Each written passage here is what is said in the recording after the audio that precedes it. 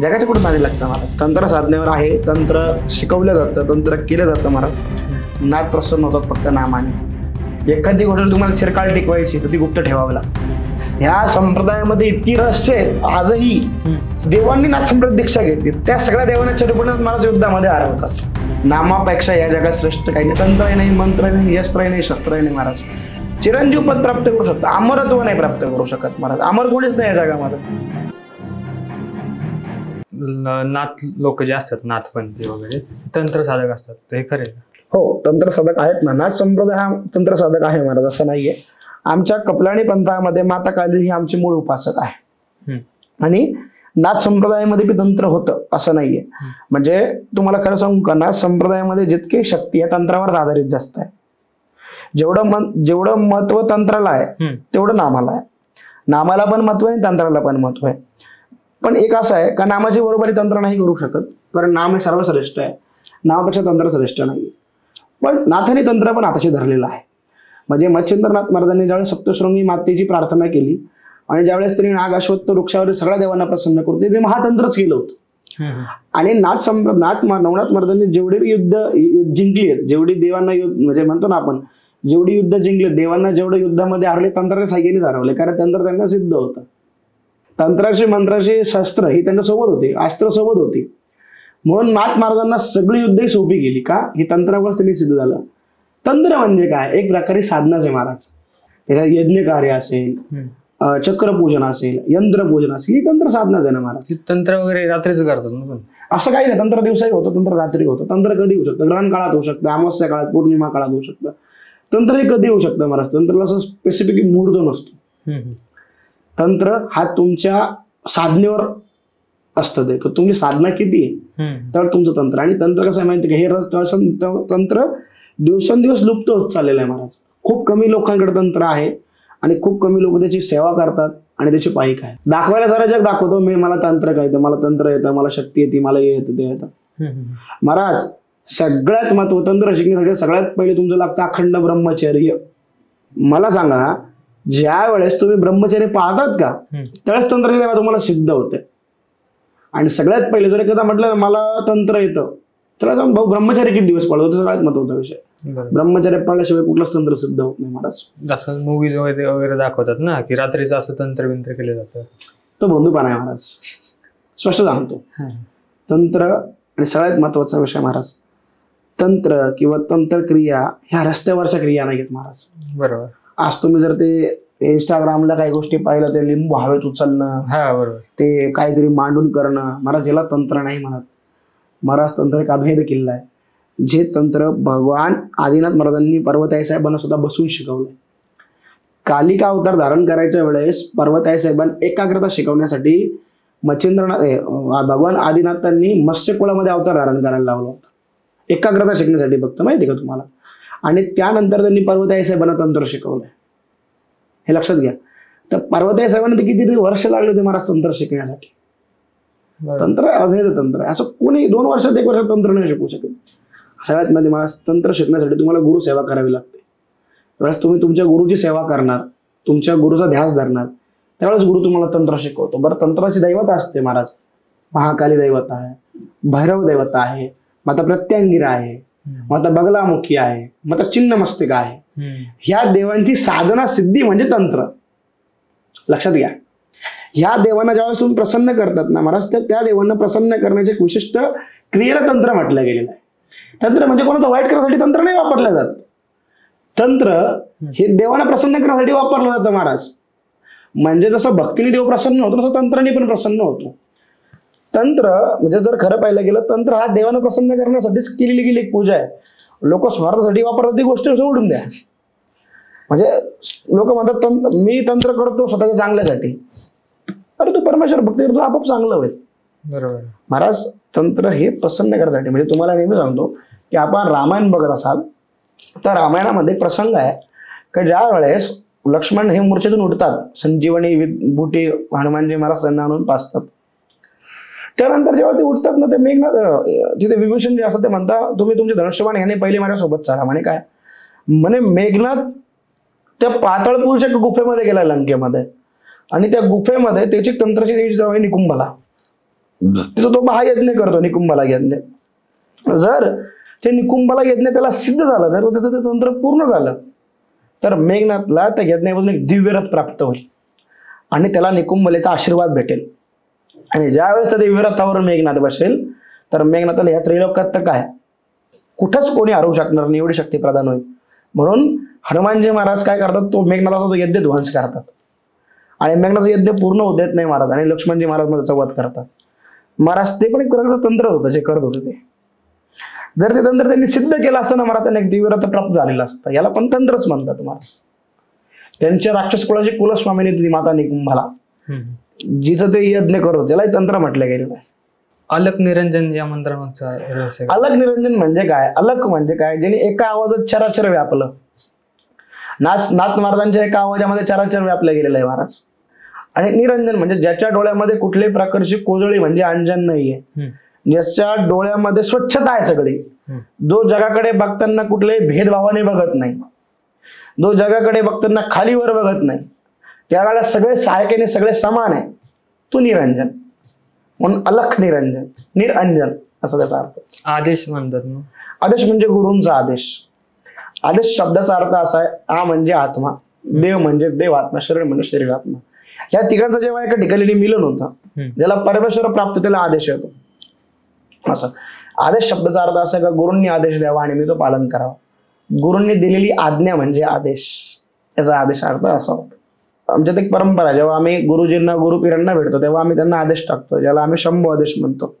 त्याच्यामध्ये आम्ही सतनमो आदेश म्हणजे जेवढे संत होऊन गेले, सिद्ध होऊन गेले, सतनमो आदेश, त्या सगळ्या गुरुजींना आम्ही आदेश टाकतो. म्हणजे तुमचे आदेश आम्हाला मान्य आहे.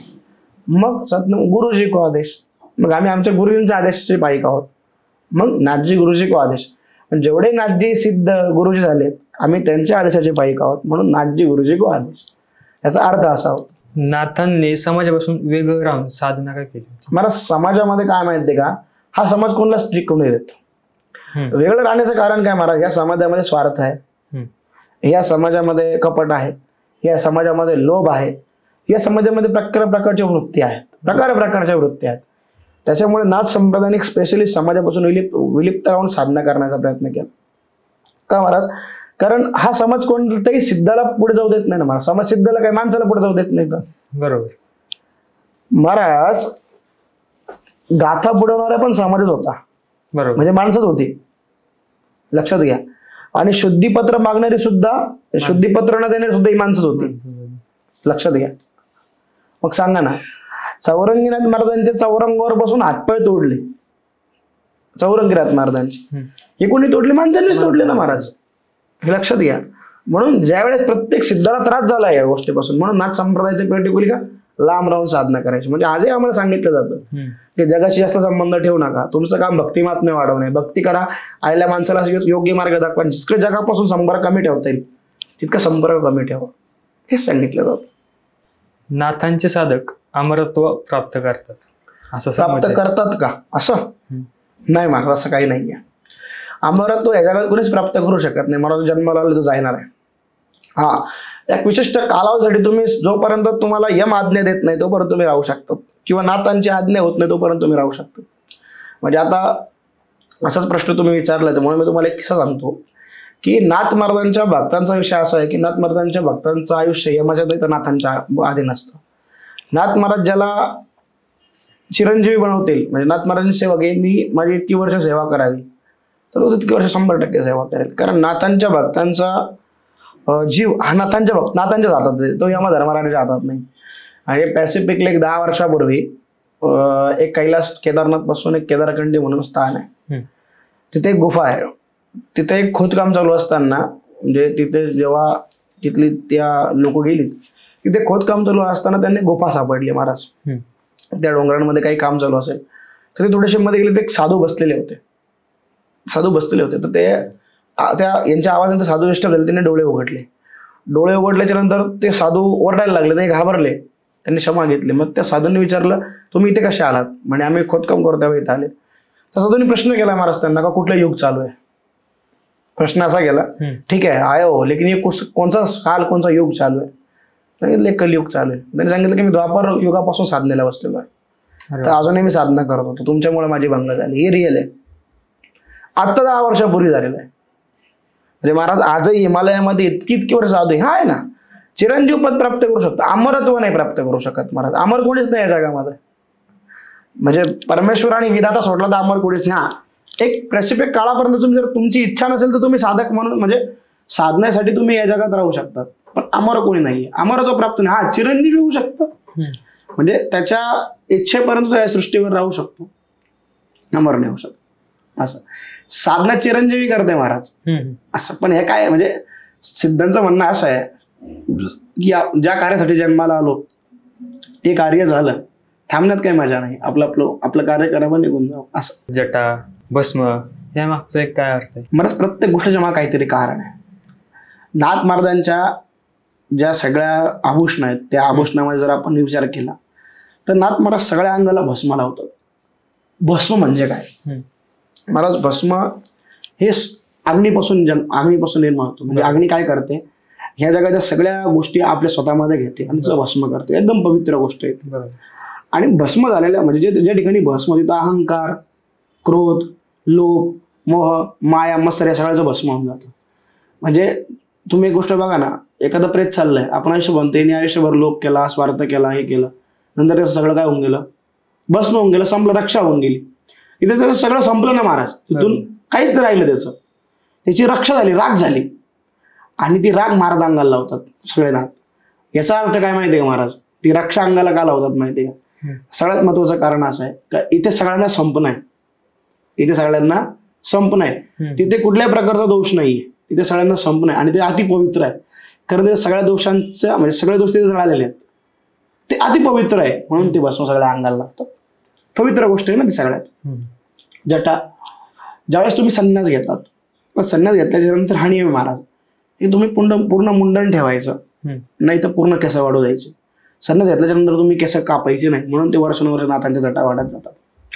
भगवा वस्त्र सगळ्यात महत्वाचा विषय, सगळ्यात महत्वाचा मुद्दा. भगवा वस्त्र नाथ काय धारण करतात महाराज? भगवा असा सेफ्रॉन कलर आहे, हा अभ्युदयाचा कलर आहे. अभ्युदय म्हणजे काय? भगवान सूर्य प्रकट व्हायच्या आधी आपण सगळ्यांना सूर्योदय म्हणतो, सूर्योदय व्हायच्या आधी अभ्युदय होतो आणि तो भगवा कलर असतो पूर्ण सृष्टीत आल्यावर. महाराज तो त्यागाचा प्रतीक आहे. कसलं प्रतीक आहे? त्यागाचं. ज्याने त्याग केलाय तो भगवा धारण करू शकतो या जगामध्ये. त्यागाचं प्रतीक म्हणजे भगवस्त्र आहे. आणि नाथ महाराजांनी त्याग केला आहे, आयुष्याचा, संसाराचा, परिवाराचा त्याग केलाय, म्हणून ते भगवस्त्र धारण करतात. रुद्राक्षाची माळ साधकासाठी, नाथ संप्रदायामुळे शैव संप्रदायामध्ये जास्त मोडलं जातो, त्यामुळे रुद्राक्ष धारण करणं व रुद्राक्षावर साधना करणं संप्रदायाचं कर्तव्य, म्हणून रुद्राक्ष धारण. त्यानंतर आमच्यामध्ये आज एक आभूषण आहे ज्याला आम्ही शैली शृंगी म्हणतो. म्हणजे शैली शृंगी म्हणजे काय? हरणाच्या शिंगापासून एक श्रृंगी बनवलेली असते, जुन्या काळात बनवायची, आता पितळी बनते, सोन्याची बनते, चांदीची बनते. तर ज्यावेळेस आम्ही गुरूंना आदेश टाकतो ना, तर ती ओटामध्ये दाबून वाजवल्या जाते. हो, त्याला आम्ही शृंगी म्हणतो. जसं शंखाचा नाद करतो, जसं शृंगीचा नाद करून गुरूंना आदेश करण्याची पद्धत आहे, त्याला आम्ही शैली शृंगी म्हणतो. म्हणून नाथ संप्रदायामध्ये नाथ महाराजांचं चरित्र म्हणजे नाथ महाराजांचं वर्णन सांगत असताना सांगतात की शैली शृंगी शिरजटा, झोळी भगवा वेश, कानन कुंडल भस्मलेश, शिव गोरक्ष आदेश. याचा अर्थ असा आहे, कणात पण साधू कसा हवा, ज्याच्या डोक्यावर जटांचा भार असावा, ज्याच्या कपाळ सगळ्या अंगाला भस्म लावलं असावं, ज्याच्या कानामध्ये मुद्रिका असाव्या आणि ज्याच्या बगळेला झोळी असावी, सदैवाच्या गळ्यामध्ये शैली शृंगी असावी, अशा साधूला तुम्ही नाथपंथ साधू मानणार. अशी नाथपंथाची व्याख्या महाराज. आता याच्यावर नाही आठवलं मला की काही लोक असं जे नाथपंथी जे लोक असतात ते थोडेसे तापट असतात किंवा असं. मला तापट नाही मानता येणार, पण काय असतं माहिती महाराज, त्यांना स्वार्थ आहे ना कोणाशी, ते तुमच्या आमच्यासारखे नसतात ना. आपलं काय माहितीये का महाराज, आता आपलं जर स्वार्थ संपला आपण थोडी कोणाशी गोड बोलणार आहे. बरोबर. मला तुम्हाला सांगा, जर रस्त्याने मित्र भेटला तर काही स्वार्थ असतो तर आपण त्याला आवाज देतो, काही नसेल जाऊ द्या, निघून जाऊ द्या. हे त्या लोकांना ना कोणाशी स्वार्थ आहे ना, कोणाशी घेणं आहे ना, कोणाशी देणं, त्यांना त्यांचा परमेश्वर प्राप्त करायचं. आणि काय असतं महाराज, एक साधकाची एक प्रवृत्ती अशी का साधना करून करून आहे ना, तो थोडासा त्याच्या अनुभवात असतो महाराज. आणि विद्वान मनुष्य असला ना, विद्वत्ता असली महाराज का थोडासा तो जगापासून लांब असतो. म्हणून त्याला असं वाटतं काय माझी विद्वत्ता ह्या जगामध्ये वाया जाऊ नये, म्हणून तो प्रत्येकाशी बोलतो ना थोडंसं क्रोधाने बोलतो का, माझ्यापासून थोडंसं लांब राहा. आणि ते बरोबर आहे महाराज, ते खेळतात, ते उचित आहे, म्हणून त्या सुरक्षित आहे. जगाला जग लय विचित्र आहे. आता आधुनिक काळात नाथांचं अस्तित्व किंवा प्रभाव आहे ना महाराज.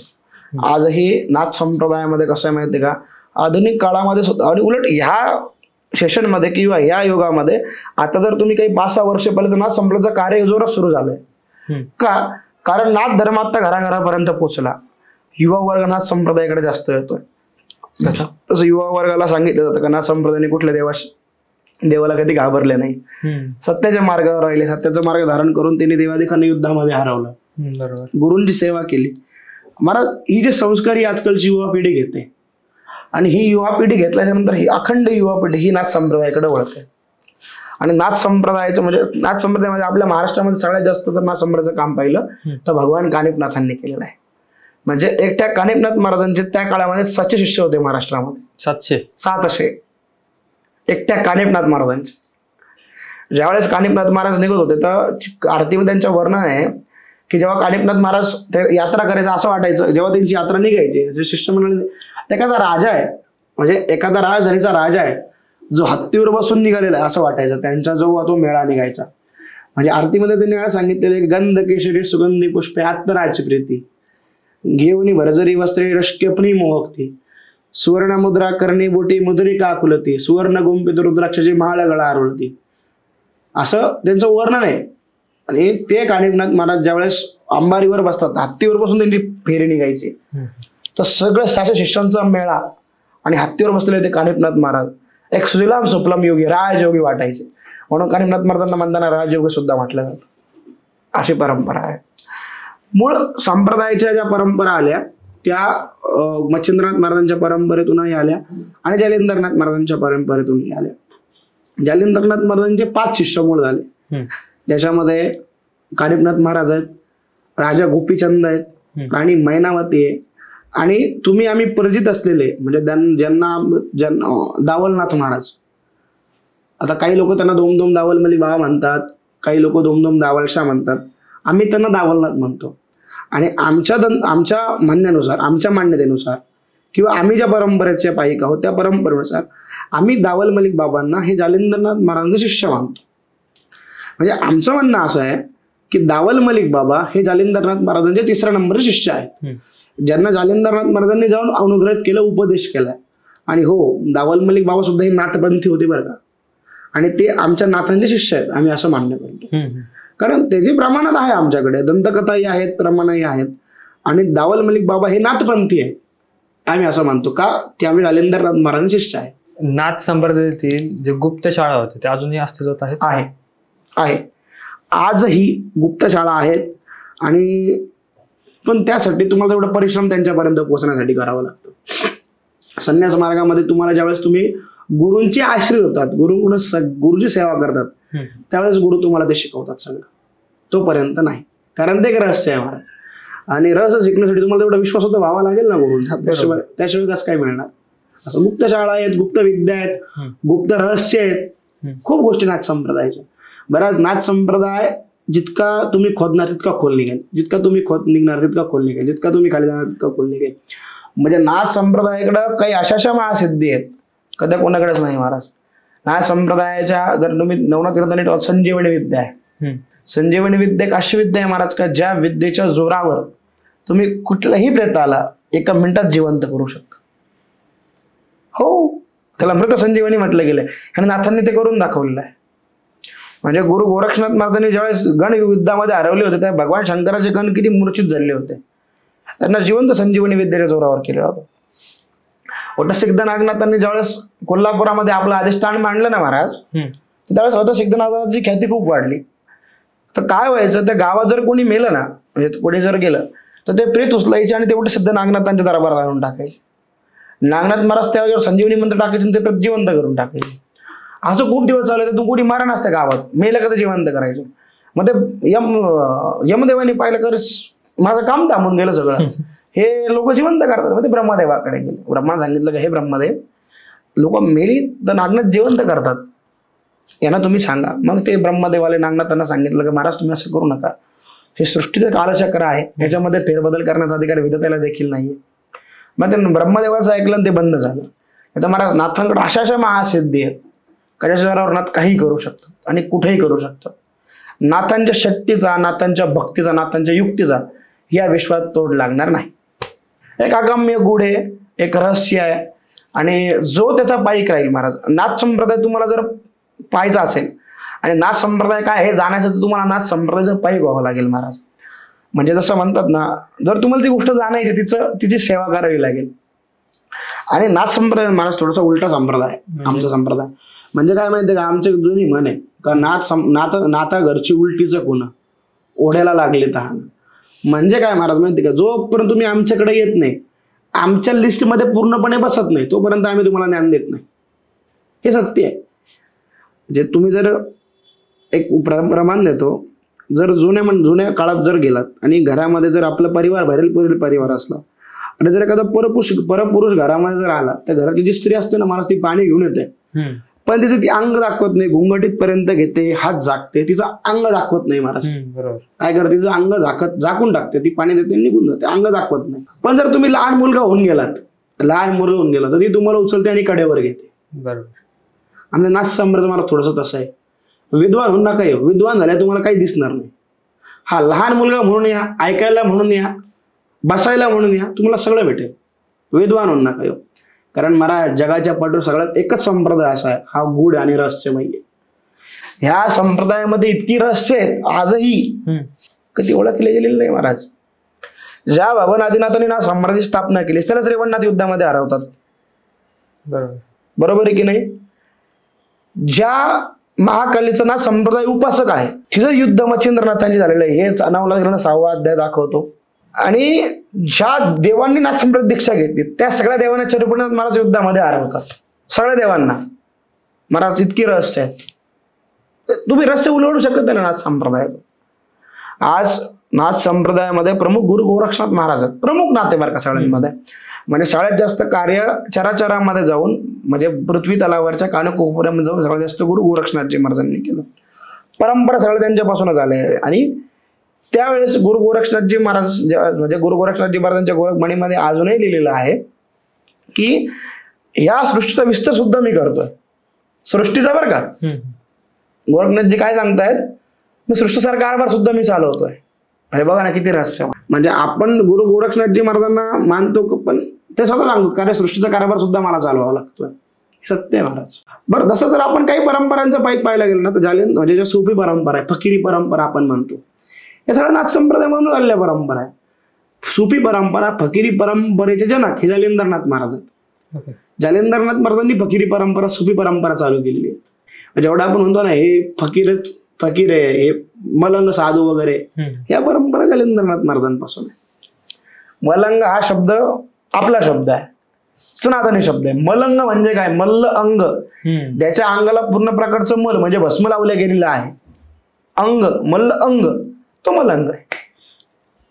नाथ पण जातो पूर्ण अंगाला भस्म लावलं असं म्हणून त्याला मलंग म्हटलं गेलं. म्हणून जर मुंबई साईडला गेलं तर मच्छिंद्रनाथांना श्री मलंग पण मानतात. नाथ संप्रदायातील जे रहस्य आहे ते सामान्य लोकांसाठी उघडे केलं जावं का? नाही केलं पाहिजे महाराज. जेवढं गुप्त ठेवणार तेवढं चिरकाळ चालेल. का? कसं आहे माहिती आहे महाराज, नाथ संप्रदायाच्या सगळ्या गोष्टी सार्वजनिक करणं योग्य नाही.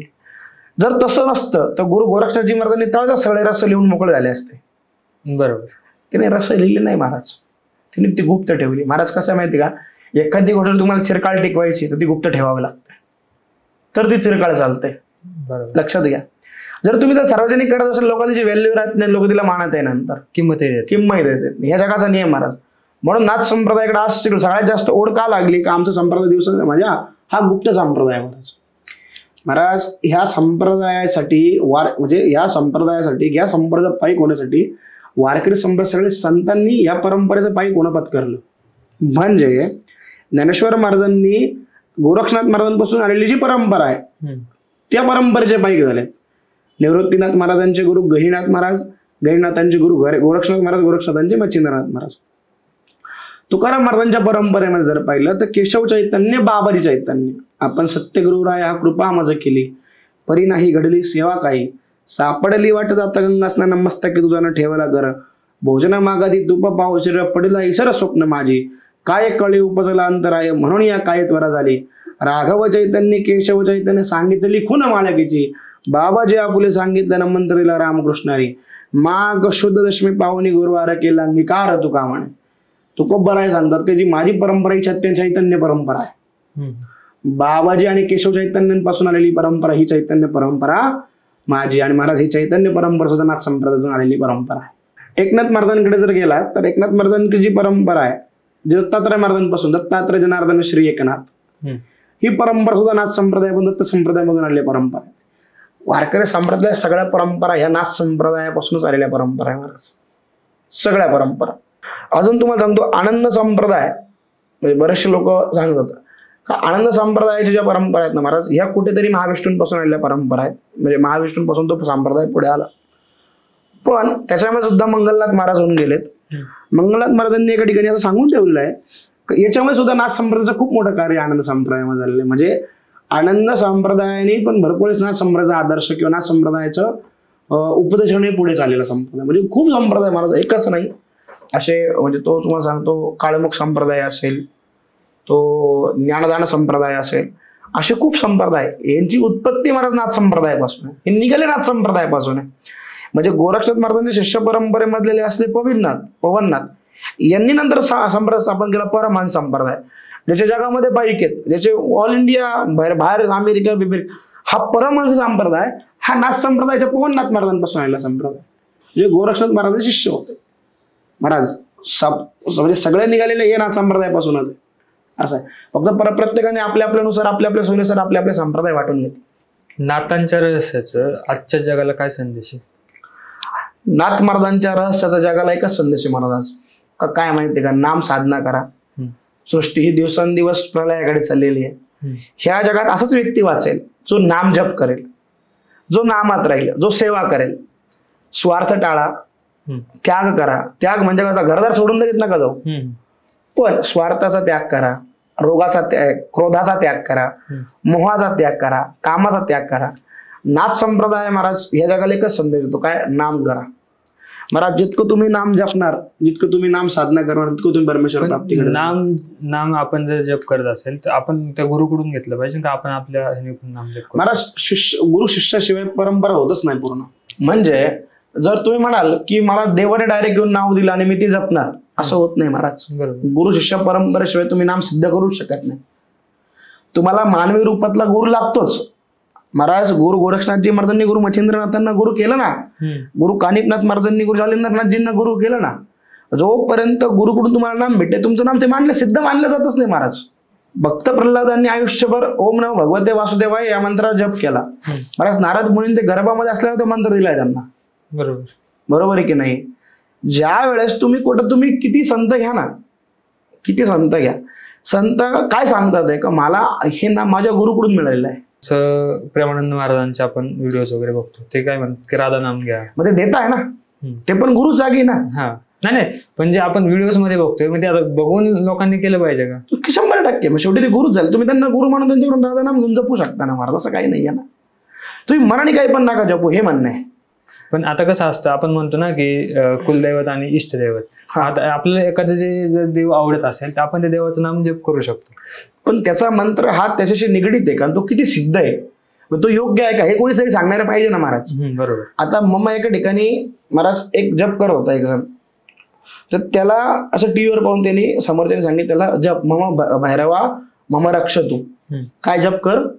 भैरवा मम रक्ष तू. याला काही कळलंच नाही. आणि हा जप करायचा भैरवा मम भक्ष तू, भैरवा मम भक्ष तू. भैरवा माझं भक्षण कर, तू खा मला. म्हणजे त्यांनी मंत्र दिला भैरवा माझं रक्षण कर, आणि हा जपतो काय माहिती का, भैरवा माझं भक्षण कर. महाराज हे चुकीचं आहे ना. बरोबर. म्हणून गुरु सानिध्य लागतं, असं असतं. गुरुकडून नाम घेतल्याशिवाय तुम्ही नाम जप करू नका. हा महाराज, आणि नाम जपच एक साधना अशी आहे तर ती तुम्हाला त्रैलोक्यामध्ये तारेल. म्हणजे महाराज मी असं म्हणत नाही, पण तंत्र मंत्र यज्ञ कार्य आहुती एक स्पेसिफिक काळापर्यंत मर्यादित महाराज. ह्या जगाचं सगळ्यात प्रथम सत्य आणि अंतिम सत्य ते म्हणजे नाम आहे. नामावरच तुम्ही तारले जाणार, बाकी काहीच होणार नाही महाराज. स्वतःचा बाप होता हिरण्यकश्यप, खूप प्रयत्न केले त्याने प्रल्हादाला मारायचे, खूप प्रयत्न केले हिरण्यकश्यपने, पण प्रल्हादाच्या मुखात नाम होतं आणि परमेश्वरावर विश्वास होता. भगवान विष्णूंवर विश्वास होता महाराज. कशाला पण धक्का लावू शकला नाही प्रल्हादाच्या. हिरण्यकश्यप स्वतःचा बाप होता. जोपर्यंत पांडवांची आश्रित होती द्रौपदी, का पांडव माझं रक्षण करतील. महाराज दुःशासन तिला महालापासून तर राजमहालापर्यंत ओढत आणतो केस धरून. आणि ज्यावेळेस द्रौपदीला कळलं माझी रक्षा आता हे नाही तर भगवान कृष्ण करतील, आणि ज्यावेळेस कृष्णाची आश्रित झाली द्रौपदी, इथला दुपट्टा पण हलवू शकला नाही दुःशासन महाराजाचा. याला म्हणतात नामाची ताकद. बरोबर, हे लक्षात घ्या. अशी उदाहरण तंत्राची नाही ना महाराज, आहे का विधी उदाहरणं? नाहीच ना. नामाचे मी तुम्हाला पाठपर्यंत उदाहरण देतो. नामाची उदाहरणं लागेल तेवढी महाराज. ध्रुव बाळाचा ध्रुव तारा झाला हो. बरोबर, लक्षात घ्या. ध्रुव बाळाचा ध्रुव तारा झाला. काशी नरेशला प्रभू राजा रामचंद्राने सांगितलं मी तुला सूर्यास्त होसपर्यंत मी तुला शिर उडवून टाकल म्हणून. आणि त्याने रामनामाचा आधार घेतला महाराज. काशी नरेश चिरंजीवी झाला महाराज. मार्कंडे ऋषी नाम जपता जपता ओम नमः शिवाय जपता जपता चिरंजीवी झाले महाराज. नामा एवढी महिमा कुठल्याच याची नाहीये. म्हणून तुकोबाराय महाराज सांगतात की नामसंकीर्तन साधन पै सोपे जळतील पापे जन्मांतरीचे. तुकोबाराय महाराज काय सांगतात, जर खूप पाप झालाय तर भगवान काय सांगतात, नाम जप करू, पापही जळून जाईल. महाराज नाम मंत्रामध्ये तेवढी ताकद आहे. भगवान महर्षी वाल्मिकीने नाम जपाच्या जोरावरच रामायण लिहिलं महाराज. का? राम नामात त्यांच्या तेवढी शक्ती होती. हे लक्षात घ्या. नामा एवढं महत्व करायचं नाही. तुम्ही किती ग्रंथ चाळा, किती शक्ती चाळा, जे नामात आहे ते कशातच नाही. हा तुम्ही लागणार मी तंत्राने हे करू शकतो, तंत्राने ते करू शकतो, तंत्राने ते करू शकतो. तंत्राने तुम्ही सगळं करू शकता, तो तंत्राने तुम्ही परमेश्वर प्राप्त नाही करू शकत महाराज. हे सत्य आहे. तंत्राने जरी प्राप्त केलं तरी ते कालावधीपर्यंत मर्यादा असतं महाराज. नाम हे चिरकाल आहे. नामापेक्षा या जगात श्रेष्ठ काही नाही. तंत्रही नाही, मंत्रही नाही, यस्त्रही नाही, शस्त्रही नाही महाराज. लक्षात घ्या. दोन्ही शस्त्र एखाद्या भक्तावर मारा तुम्ही, तो फक्त नामाचा आशीर्वाद राहू द्या महाराज. काही नाही करू शकत पुढे. म्हणजे मच्छिंद्रनाथ महाराजांनी त्यांच्या एका याच्यामध्ये सांगितलं सुद्धा आहे का नाथ हे ना तंत्राने प्रसन्न होतात, ना मंत्राने, ना यज्ञाने, ना कार्याने. नाथ प्रसन्न होतात फक्त नामाने. महाराज भगवंताला तुमचा यज्ञ आहुती नाही लागत हो. भगवंताला तुमचे केलेले उद्योग नाही लागत. भगवंताला तुम्ही स्मरण केलेलं फक्त नाम लागतं. आणि तो नामाचाच भुकेला आहे. ज्यावेळेस तुम्ही नाम घेणार ना मला तुमच्या बाजूला येऊन उभं राहील. म्हणून आमच्या वारकरी संप्रदायामध्ये एक म्हण आहे, जिथे जिथे कीर्तनाची जागा तिथे तिथे पांडुरंग उभा. बरोबर आहे की नाही? म्हणजे जिथे नाम केलं जातं, जिथे कीर्तन केलं तिथे भगवंत येऊन उभा राहतो. आणि बरं का खरं आहे, नामदेवरायाच्या कीर्तनामध्ये भगवंत नाचतो, ही सत्य आहे महाराज. ही नामाचाच महिमा आहे. म्हणजे आजही तुकोबाराय महाराज ज्या भंडारा डोंगरावर जायचे ना महाराज, त्या दगडातून आवाज येतो विठ्ठल विठ्ठल विठ्ठल विठ्ठल, हा आवाज येत होता. असं काय करतो? नामसंकीर्तनाचा महिमा या जगाला सांगणार. एकनाथ महाराजांकडे 12 वर्ष देवाने श्रीखंड देऊन काम केलं महाराज. नामाच्या जोरावर तुम्ही देवाला नोकर सुद्धा बनवतात. तुमचे संत इतके तुम्ही श्रेष्ठ आहात. अजून काय तुम्हाला नामाचा महिमा पाहिजे? आणि आज संप्रदाय पण नाम सांगतो महाराज. म्हणजे आमच्यामध्ये मन आहे, शिवजयंती गोरख बालजयंती गोरख हे मन आठवया बोलो मत शुभ वर्षा.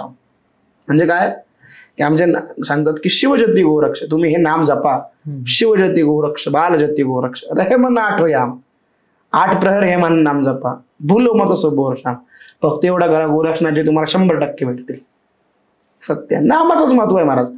आणि नाथ संप्रदाय जरी तंत्र साधनेवर आहे, तंत्र शिकवलं जातं, तंत्र केलं जातं महाराज, पण महाराज तंत्रपेक्षा नाम श्रेष्ठच सदैव.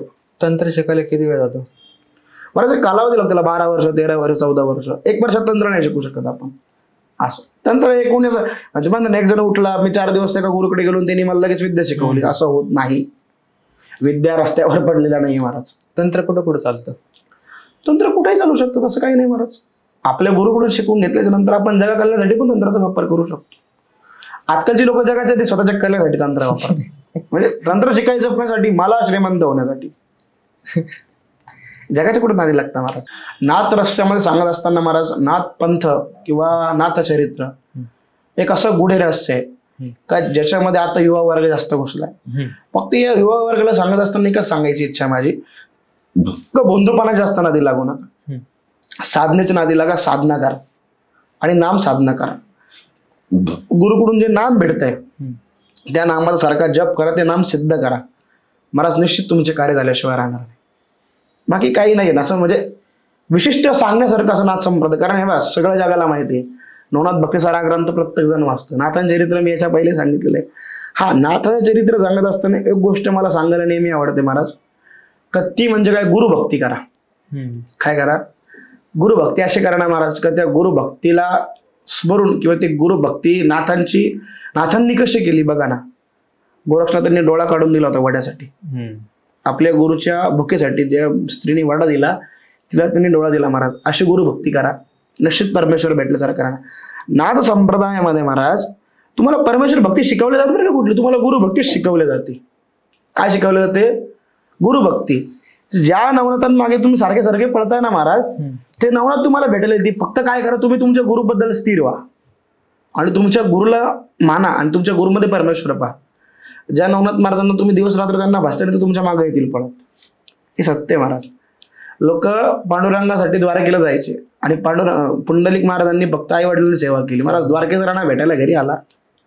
म्हणून नाथ संप्रदायाची सेवा करत असताना तुम्ही गुरु सेवा करा. तुम्हाला नाथजी आपाप लाभतील आणि साधनही लाभेल.